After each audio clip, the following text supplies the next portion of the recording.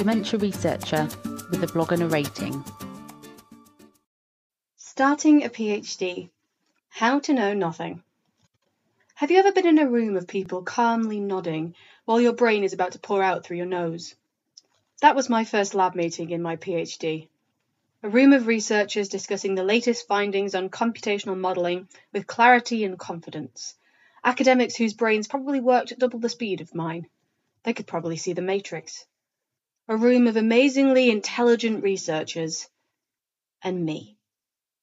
Me sitting with my head whirring, staring blankly at graphs whizzing by as the feeling of inadequacy grew. I left that meeting feeling that I knew nothing. All the years of study leading me to this point paled in comparison to the mountain in front of me. The insurmountable task of understanding enough to earn my PhD. Understanding a tiny sliver of what most academics could probably rhyme off in their sleep. A tiny, insurmountable sliver. I didn't come from a family of doctors. I come from a family of puppeteers and engineers, customer service workers, and even a botanist.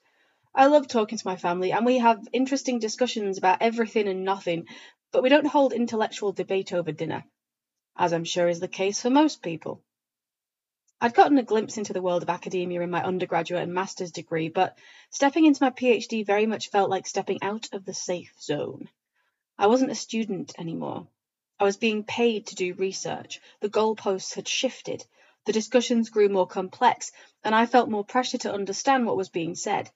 Even though I had no experience in the field, even though I hadn't been taught or trained to engage with these kinds of conversations, even though, and I can't stress this enough, I knew nothing. I like to think most people feel the same way as they begin their PhD. Perhaps that assumption's incorrect, and everyone else knows exactly what they're doing, but the more people I talk to, the harder that is to believe. It was a conversation with my supervisor that first pushed me to question all those negative emotions that accompanied knowing nothing.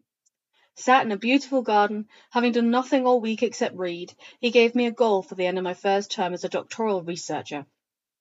I was ready for the challenge. Write a review article, complete my first piece of independent research, be published in Nature, perhaps.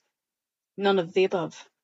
Instead, he told me that the goal for the end of my first term was to feel like I knew nothing. Mission accomplished?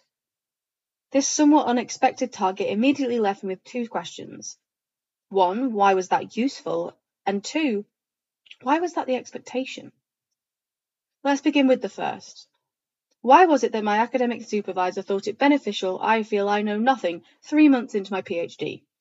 Perhaps he was satisfied with me simply hibernating and trying again in spring. The truth is that knowing nothing is often a sign that you do actually know something. Because to feel you know nothing, you must compare how much you know to how much you don't know. By extension, knowing nothing means you know how much you don't know. And once you know how much you don't know, it's easy to begin knowing more. In fact, it's almost impossible to start learning the things you don't know. Minus all the repetition, it's easy for someone with very little expertise to feel confident on a subject because they're unaware of how vast and complex the subject is. For example, I remember the days when I was very confident in explaining how antidepressants worked. That feeling of dread when I realised how complicated the field was beyond what I was taught in school showed I'd gone past that point. The road ahead may be long, arduous, and filled with confusion, but at least you know there is a road, which is more than most people will ever discover. Question 2. Why was that the expectation? The answer to that is much simpler.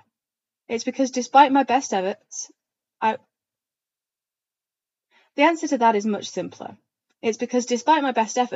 was, and am, a PhD student. As a PhD student, you aren't supposed to know everything. You're not a finished product, and no one expects you to be a fully fledged researcher by week 2, or year 2. The truth is that the pressure I was putting on myself was far greater than that from anyone else. Everyone in my lab knew I was still learning, and they also knew I'd never stop. So, here's the big secret when you start your PhD. You're supposed to feel like you know nothing. Feeling you know nothing isn't always a bad thing, and you're likely being much harder on yourself than anyone else is. The other big secret is that everyone else also thinks they know nothing. The other people in your cohort, the PhD students a few years ahead of you, your mentors, your lab mates, and probably your supervisors too. The more we learn, the less we're confident about anything. Hey, welcome to academia. I still see people nodding in lab meetings when I'm at a complete loss. Sometimes I'm even nodding with them. But now I also have the confidence to ask for clarification. As I enter the third year of my PhD, I still think I know nothing. I just know nothing in a different way than I did when I started. I wear my cluelessness as a badge of honor to show that I too am a scientist. Our job as scientists is to push out the boundaries of what people know, and I see knowing nothing as a natural consequence of existing in that space. Engaging with that level of uncertainty and complexity has become a joy of mine.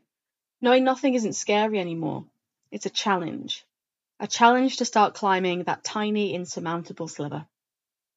You'll receive an incredible amount of advice when you start your PhD. Tailor it to your needs, get a mentor, maintain work-life balance. For me, all of that was very useful. But what I really needed was someone to tell me it was all okay. And so now I'll say it to you, in the hopes it might sink in. It's okay to feel you know nothing. At the start of your PhD, the end of your PhD, and beyond. Take that feeling as a sign you're learning. Accept that learning is still part of your job, and enjoy the climb. Thank you for listening. Join the Dementia Research bloggers and share your own views.